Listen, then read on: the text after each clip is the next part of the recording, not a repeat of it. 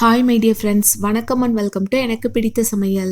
Friends, நம்மளுக்கு என்ன பார்க்க போகிறோம் அப்படின்னா, உளுந்து அரைக்கும் போது மாவு இருக்குது இல்லைங்களா, உளுந்து மாவு மட்டும் இந்த அளவுக்கு எடுத்துட்டா கூட சூப்பரான ஹெல்த்தியான ஒரு ஸ்வீட் ரெசிபி ரெடி பண்ணலாங்க. இது எப்படி செய்யலாம், என்ன செய்ய போகிறோம் அப்படின்னு பார்க்கறதுக்கு முன்னாடி இந்த வீடியோ ஃபுல்லாக பார்த்து உங்களுக்கு யூஸ்ஃபுல்லாக இருக்குன்னு நினச்சிங்க அப்படின்னா லைக் ஷேர் பண்ணுங்கள். நம்ம சேனல் ஃபர்ஸ்ட் டைம் வர்றீங்க அப்படின்னா மறக்காமல் சப்போர்ட் பண்ணுங்கள். இப்போ வாங்க வீடியோக்குள்ளே போகலாம்.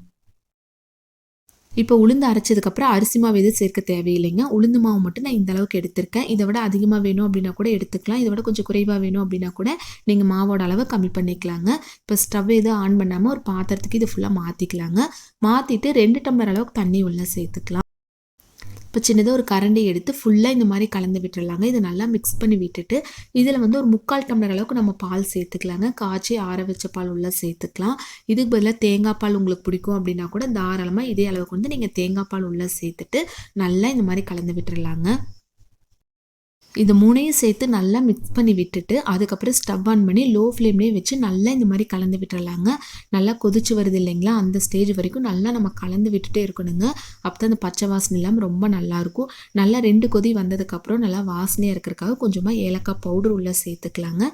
இது இல்லை அப்படின்னா 2-3 ஏலக்காய் தட்டி கூட நீங்கள் உள்ளே சேர்த்துட்டு நல்லா மிக்ஸ் பண்ணி விட்டுட்டு 3/4 கப் அளவுக்கு தேங்காய் துருவல் உள்ளே சேர்த்து, உங்களுக்கு தேங்காய் ரொம்ப பிடிக்கும் அப்படின்னா நீங்கள் 1 கப் அளவுக்கு கூட தாராளமாக தேங்காய் துருவல் உள்ள சேர்த்துக்கலாங்க. சேர்த்துட்டு 1 கப் அளவுக்கு வந்து நாட்டு சர்க்கரை இல்லை வெல்லம் இருந்துச்சு அப்படின்னா கூட நல்லா பொடி பண்ணி உள்ளே சேர்த்துக்கலாங்க.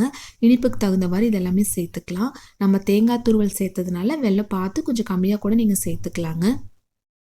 உங்களுக்கு நல்லா இனிப்பு சுவையாக வேணும் அப்படின்னா தாராளமாக நீங்கள் இன்னும் கொஞ்சம் அதிகமாக கூட நாட்டு சர்க்கரை வெல்லம் இதெல்லாமே சேர்த்துக்கலாங்க.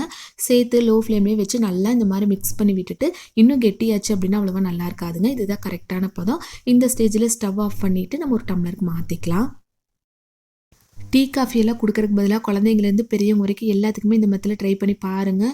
மாவு அரைக்கும் போது கொஞ்சமாக எடுத்துக்கங்க. இல்லை அப்படின்னா கொஞ்சமாக உளுந்து பருப்பு ஊற வச்சு மிக்ஸி ஜாரில் கூட அரைச்சி எடுத்து இந்த மாதிரி ஹெல்த்தியாக நீங்களும் உங்கள் வீட்டில் ட்ரை பண்ணி பார்த்துட்டு எப்படி வந்துச்சுன்னு உங்கள் ஃபீட்பேக் மறக்காமல் எங்களோட ஷேர் பண்ணுங்கள். இந்த வீடியோ பிடிச்சா லைக் ஷேர் பண்ணுங்கள். தேங்க்யூ.